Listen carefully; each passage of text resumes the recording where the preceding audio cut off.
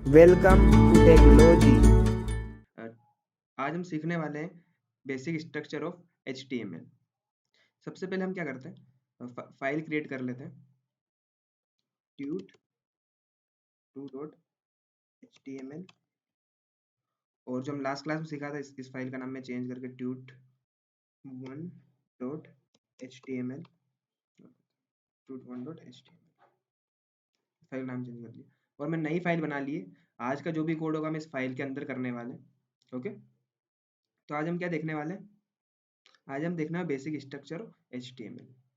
तो किस तरीके से पूरा स्ट्रक्चर HTML का काम करता है हम वो सीखते हैं। सबसे पहले सबसे पहले बता दो कि जो मेरे इसमें जो थीम मैंने यूज़ करी है, कल मैंने डिफरेंट थीम को यूज़ किया था, आज मैं डिफरेंट थीम को यूज़ कर रहा हूँ। तो आपको कैसे अगर आप थीम को इंस्टॉल करना चाहते हैं तो आपको यहाँ पर सर्च करना है शेड्स। मैं इस वाली थीम को यूज़ कर रहा हूँ, शेड्स ऑफ पर्पल। तो आप यहाँ पे सर्च करिएगा और इसको आप इसको इंस्टॉल कर सकते हैं। शेड्स ऑफ पर्पल थीम को आप जैसे इंस्टॉल करें, मेरे इसमें इंस्टॉल हो ऑलरेडी है, तो जैसे आप इंस्टॉल करोगे ये आपके इसमें अप्लाई हो जाएगी।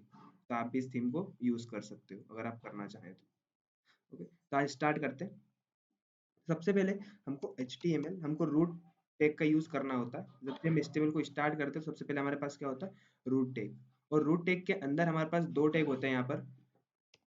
यहाँ पर हेड टैग होता है और सेकेंड हमारे पास होता है बॉडी टैग। ओके, तो हमारे पास एक रूट टैग होता है जिसका नाम क्या होता है HTML। जितना भी कोड हमारा होगा HTML का, हम सारा इसी टैग के अंदर लिखने वाले हैं। हम इसी टैग के बाहर कुछ भी नहीं लिखने वाले हैं। इस कोड के बाहर जितना भी कोड होगा हमारा, जो वेबसाइट हम बनाएंगे, सारे इन दोनों HTML टैग के अंदर ही हम लिखने वाले हैं सर। तो यहाँ पर भी हम इसको दो पार्ट में डिवाइड करते हैं, एक हेड और एक बॉडी। ठीक है, हेड के अंदर हमारा क्या आता है, टाइटल।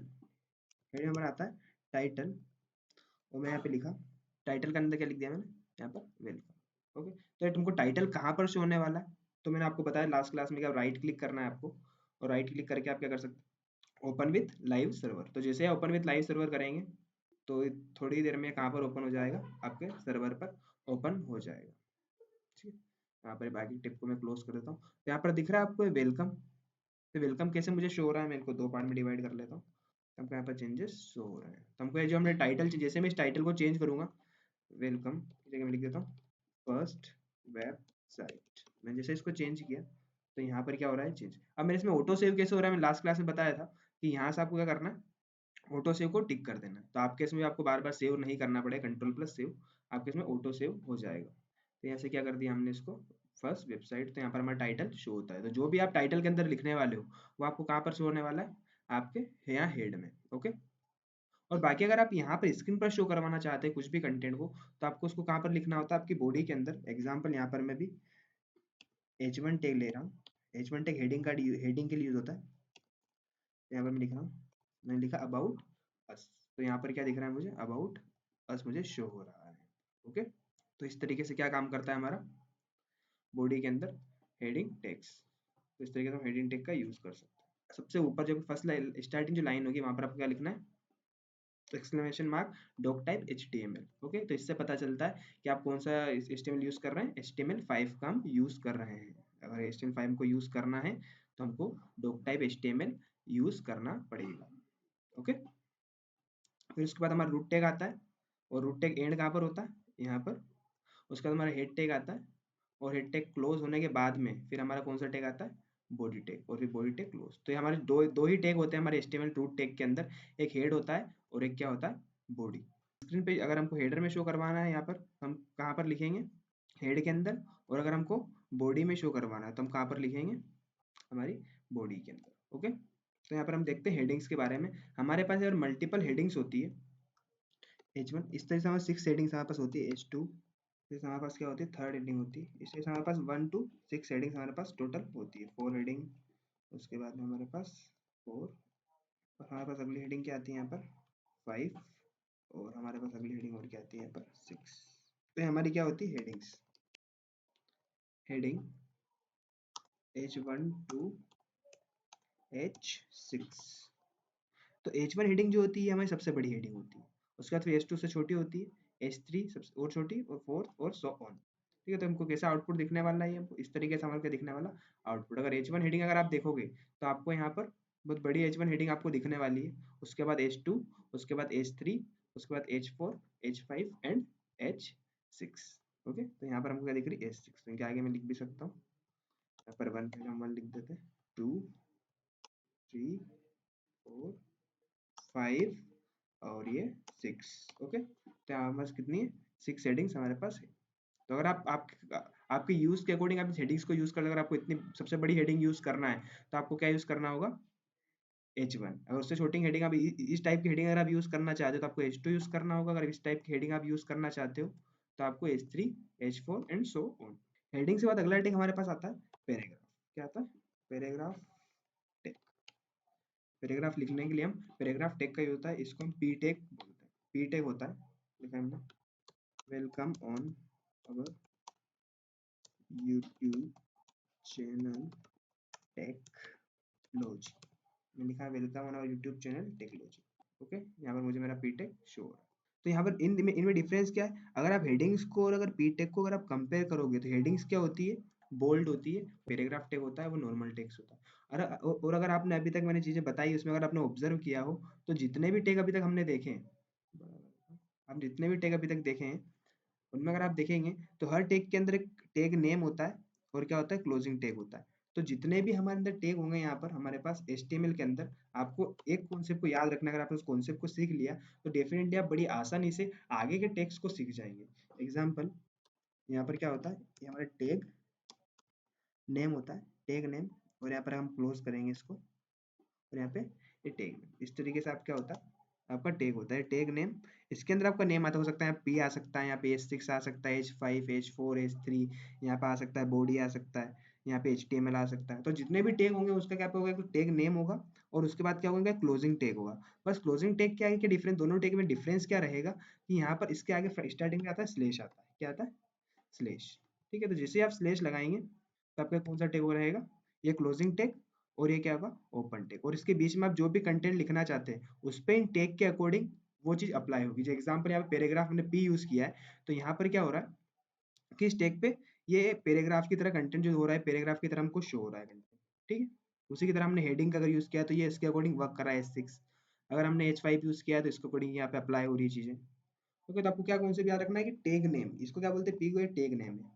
कौन सा टैग है, पैराग्राफ टैग है। ये कौन सा टैग है, हेडिंग का H1 टैग है। ये हेडिंग का H2 टैग है।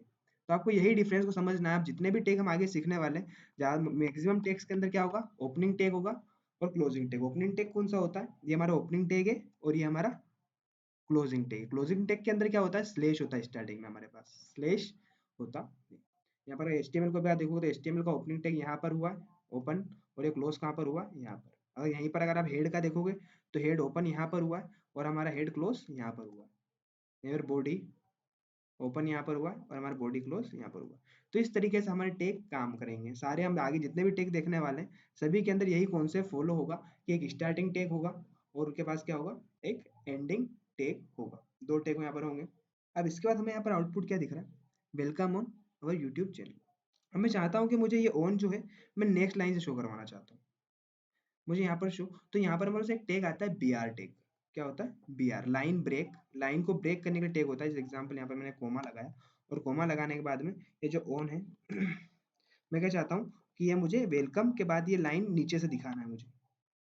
अगर मैं इसको ऐसे कर भी दूंगा तब भी मुझे क्या दिखने वाला है, उसके बाद ही दिखने वाला है। मैं कितनी भी स्पेस दे दूँ तो नेक्स्ट लाइन में नहीं जाने वाला। लेकिन मुझे इसको नेक्स्ट लाइन के अंदर ले जाना है तो मुझे क्या करना पड़ेगा, यहाँ पर सिंपल सा लॉजिक है, मुझे यहाँ पर सिर्फ BR टैग का यूज करना है। इसका यूज करना BR टैग, और ये सेल्फ क्लोजिंग टैग होता है। इसके अंदर कोई क्लोजिंग टैग नहीं होता। जैसे यहाँ पर आपने देखा P का स्टार्टिंग टैग है और P का क्लोजिंग टैग है, लेकिन BR टैग के अंदर कोई क्लोजिंग टैग नहीं होता है। ये सिर्फ सिंगल टैग होता है और सिंगल टैग जैसे ही मैंने इसको यूज किया तो वेलकम, तो ये नेक्स्ट लाइन में हमारे पास आ रहा है। लाइन ब्रेक करने के लिए हमारे पास BR टैग का हम यूज करते हैं। और हम यहाँ पे अगर पैराग्राफ बहुत बड़ा बनाना चाहते हो तो आप पैराग्राफ भी बना सकते हैं। एग्जाम्पल यहाँ पर मैं, तो आपके पास हमारे पास लोरम होता है, ये हमारा स्निपेट ऑफ लोरम। ये क्या है, एक एमिट एब्रीवेशन है। क्या है, एमिट है। लोरम जैसे मैं यहाँ पे 30 लिखा, मैंने यहाँ पे 30 लिखा तो 30 वर्ड्स आ जाएंगे, क्या आ जाएंगे। और मैं इसको फॉर्मेट, आप यहाँ से फॉर्मेट भी कर सकते हैं। तो हमने इसको क्या कर लिया, फॉर्मेट, तो ये ठीक है, एक लाइन के यहाँ पे आ गया। तो मैं जैसे इसको फॉर्मेट किया इसके 30 वर्ड आ गए और मुझे पैराग्राफ कहाँ पर, यहाँ पर शो हो रहा है। ओके, इस तरीके से पैराग्राफ भी क्या कर सकता हूँ, जनरेट कर सकता हूँ।